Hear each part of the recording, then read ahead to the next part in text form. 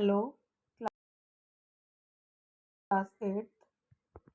ये आपके class eighth के हिस्ट्री में मूल निवासियों को सभ्य बनाना और राष्ट्र को शिक्षित करना, सिविलाइजिंग द नेटिव एजुकेशन के एक्स्ट्रा क्वेश्चंस का पार्ट 2 है। तो पार्ट 2 के हमारे फर्स्ट क्वेश्चन है, where were classes held under the system of pathshala. पाठशाला प्रणाली के अंतर्गत कक्षाएं कहाँ आयोजित की जाती थी। जब हमारी पाठशाला प्रणाली चल रही होती थी उस टाइम पे हमारी क्लासेस कहाँ पर दी जाती थी। In some places classes were held under the banyan tree.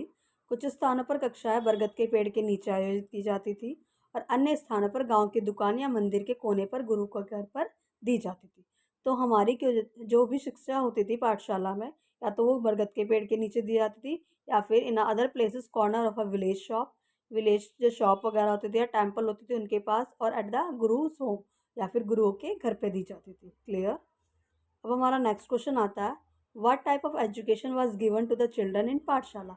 पाठशालाओं में बच्चों को किस प्रकार की शिक्षा दी जाती थी।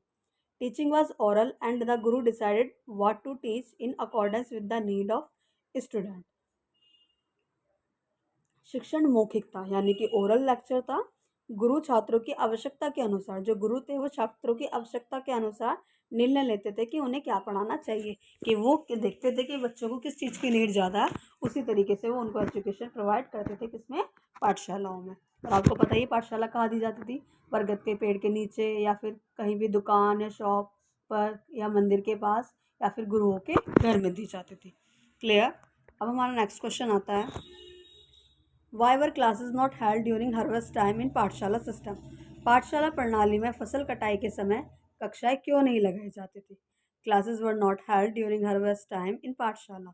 पाठशाला प्रणाली में फसल कटाई के समय कक्षाएं नहीं लगाई जाती थी बिकॉज, क्योंकि rural children had to work in the field during harvest time, क्योंकि ग्रामीण बच्चों को फसल कटाई के समय खेतों में काम करना पड़ता था। तो खेतों में काम करना पड़ता था, इस वजह से हार्वेस्टिंग टाइम में वहाँ पर क्लासेस पाठशालाएं नहीं लगाई जाती थी। अब हमारा नेक्स्ट क्वेश्चन आता है, what task the assign to pandit by the company. Company ने पंडित को क्या कार्य सौंपा था। The company assign the pandit to visit the pathshala and try to improve the standard of teaching. Company ने पंडितों को पाठशालाओं का दौरा करने के लिए और शिक्षण के स्तर को सुधारने के लिए प्रयास करने का काम सौंपा गया। तो कंपनी ने क्या करा था, पंडितों को वर्क दिया था कि वो क्या करें, शिक्षा की जो प्रणाली है उस पर ध्यान रखें और वहाँ पर जो इम्प्रूव करें जो टेक्निक है टीचिंग की। Clear.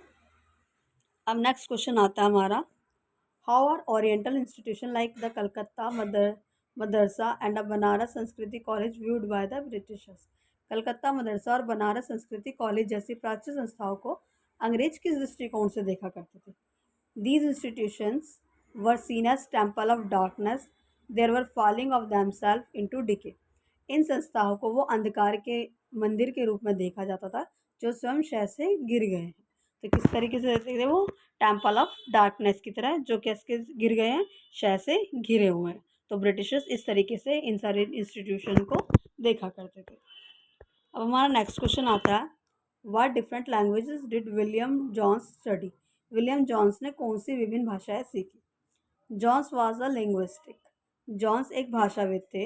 He had study Greek and Latin at Oxford, knew French and English, had pick up Arabic from a friend and had also learn Persian.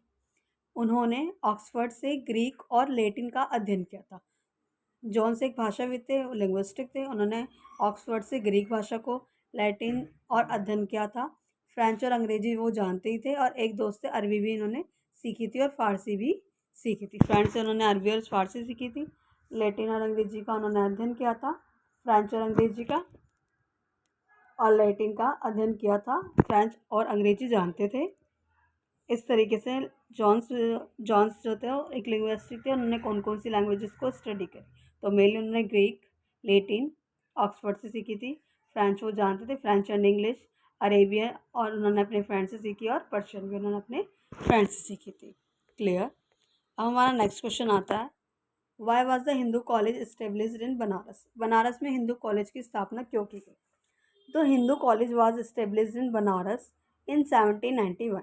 प्राचीन संस्कृति ग्रंथों के अध्ययन को प्रोत्साहित करने के लिए 1791 में बनारस में हिंदू कॉलेज की स्थापना की गई थी। जो देश के प्रशासन के लिए उपयोगी होगा। Encourage the study of ancient Sanskrit text that would be useful for administration of the country. तो प्राचीन संस्कृत ग्रंथों के अध्ययन के लिए क्या किया गया था? हिंदू कॉलेज की स्थापना की गई थी बनारस के अंदर, जो कि हमारी एडमिनिस्ट्रेशन के लिए, कंट्री के एडमिनिस्ट्रेशन के लिए क्या होगा? बहुत ज़्यादा यूजफुल होगा। अब हमारा नेक्स्ट क्वेश्चन आता है, why did Thomson Macaulay argue the British government in India? Thomas Macaulay ने भारत में ब्रिटिश का से क्या आग्रह किया, मतलब क्या आर्ग्यू किया था उन्होंने? Thomas Macaulay argued that the British government in India stop wasting public money in promoting Oriental language learning for it was no practical use. Thomas Macaulay ने आग्रह किया कि ब्रिटिश सरकार प्राच्य शिक्षा को बढ़ावा देने के सार्वजनिक धन की बर्बादी बंद कर दे, क्योंकि इसका कोई व्यावहारिक उपयोग नहीं है। तो मकाले ने ब्रिटिश गवर्नमेंट से कहा कि यहाँ पर क्या करें, मनी वेस्ट करना छोड़ दें, क्योंकि oriental learning for it was no practical use, इस लर्निंग का कोई प्रैक्टिकल यूज नहीं है। तो हमारे थॉमस मकाले ने आर्ग्यू किया that British government in India stop wasting public money, कि वो वेस्ट करना पब्लिक की मनी को स्टॉप कर दे, और promoting oriental learning for it was of no practical use,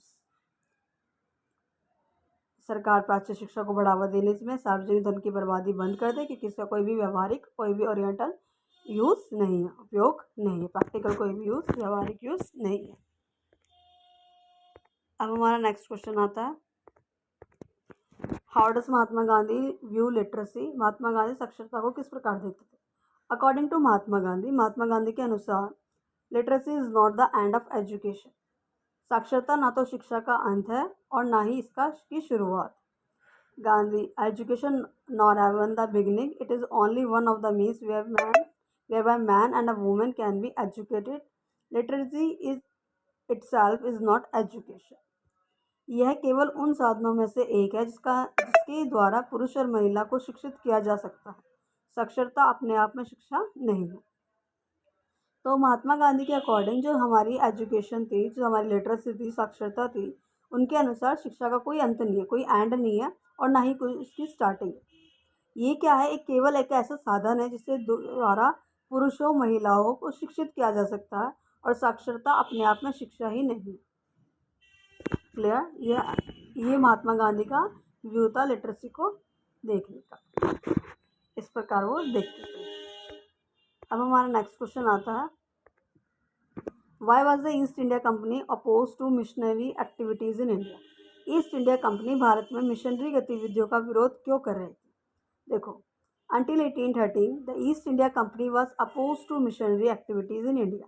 1813 तक ईस्ट इंडिया कंपनी भारत में मिशनरी गतिविधियों के खिलाफ थी। जितने भी हमारी मिशनरी एक्टिविटीज़ थी उनके लिए क्या थी? वो अपोज थी। It fear that missionary activities would provoke reaction amongst the local population and make them suspicious of British present in India. उन्हें डर था कि मिशनरी गतिविधियों से स्थानीय लोगों में प्रतिक्रिया भड़केगी और वे भारत में ब्रिटिश उपस्थिति के प्रति संशयित हो जाएंगे। क्लियर? तो उनको यही लगता था, अपोज करने के लिए मिशनरी एक्टिविटीज़ को इसलिए थे क्योंकि उन्हें लगता था, उन्हें डर था कि मिशनरी गतिविधियों से स्थानीय लोगों में प्रतिक्रिया होने लगेगी, भड़कने लगेगी, और वे भारत में ब्रिटिश की उपस्थिति के प्रति संशयित हो जाए। अब हमारा नेक्स्ट क्वेश्चन आता है, what do you mean by Wood's dispatch से आप क्या समझते हैं? In 1854 the court of directors of East India Company in London sent an educational dispatch to governor general in India. 1854 में लंदन में ईस्ट इंडिया कंपनी के निर्देशक मंडल ने भारत के गवर्नर जनरल को एक शैक्षिक संदेश भेजा। कंपनी के बोर्ड ऑफ कंट्रोल के अध्ययन चार्ल्स वुड द्वारा जारी किया गया। यह संदेश वुड डिस्पैच के नाम से जाना गया।